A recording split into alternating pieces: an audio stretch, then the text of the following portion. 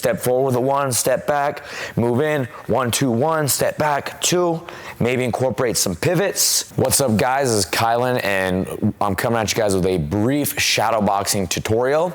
Coming up in our gym, we're gonna be having a couple of challenges and a lot of them involve shadowboxing. And so I thought a cool tutorial would be in order. So shadowboxing, I joke about it a lot. It's kind of like kids and vegetables, right? They're good for them, but they don't wanna eat them. Right? Same thing with shadowboxing. A lot of people can feel awkward or uncomfortable shadowboxing because they go from hitting a bag, putting everything they can behind their punches, to punching air, right? Losing the feedback and the snap that the bag or mitt work or double end bag provides you. So I'm gonna kind of talk to you about some of the benefits. One big benefit with shadowboxing is this really helps us narrow down our form and it doesn't confine us to a small space. You can literally shadowbox anywhere. I can shadowbox in my bathroom mirror. If your gym has tons of mirrors, you can shadowbox in the mirrors. You know, anywhere out in the mountains on the ground, you can do it virtually anywhere, right? It doesn't require a lot of space. You can incorporate weights into it. I would never personally go above 2 pounds, like maximum, because then there's like a point of diminishing returns. But you can vary up the difficulty a little bit and make it a challenging workout, okay? So when we're shadowboxing, I'm gonna assume my good boxing stance. Right now I'm in an orthodox boxing stance. Hands are up, right? Feet are good, on my toe, on my back foot. Now when I'm shadowboxing, okay, it helps to have a goal or a purpose. So I'm not just standing in the mirror or out on the floor, just throwing for the sake of throwing, right? Like let's say today, my thought process is I'm gonna stick and move. That's what I'm gonna do when I'm shadowboxing.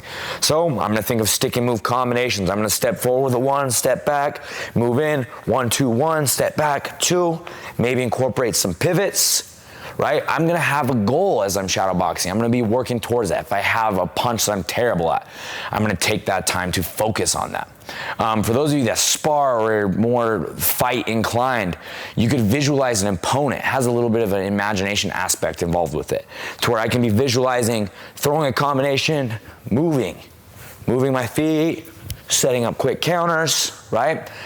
I could visualize that opponent, I could visualize coach, whatever he's calling has me working on that time, okay? A couple things we wanna make sure we're doing when we're shadowboxing. The first one is try not to look at your feet. A lot of times people, they get uncomfortable with the steps, and so they start putting their head down, watching their feet move, punching with their head focused downwards. We wanna keep our eyes up, right? Rules of boxing, chin tuck, eyes up, and not really looking at your feet. More or less trusting your balance as you move, okay?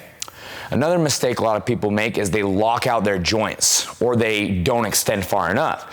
So what I mean by that is if they throw a 2, they're coming to full extension and locking their arms out. That's difficult for the joints, doesn't feel very good, right? And that really happens as you're throwing punches anyways, right?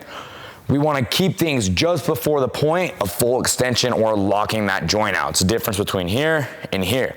The other thing is we don't wanna over smother our shot. So if I'm throwing my straights, my jab and my cross, I don't wanna be here. 1, 2, 2.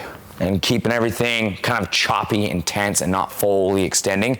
I wanna be realistic in my punches, my form, my technique, loose and relaxed, okay?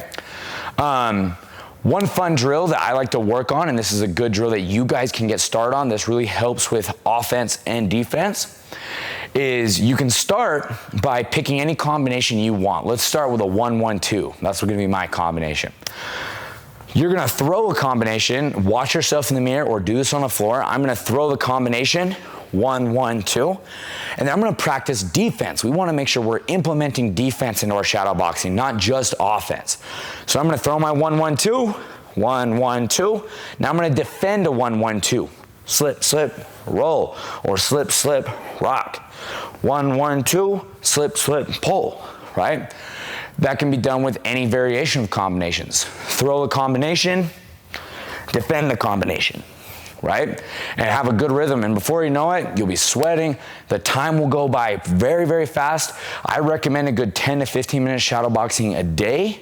Talk to your coaches of what they recommend.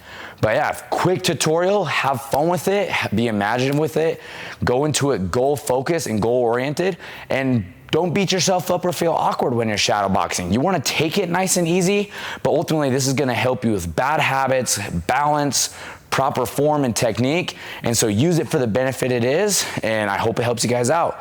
If you have any questions about any other tutorial videos you would like to see, just comment or reach out.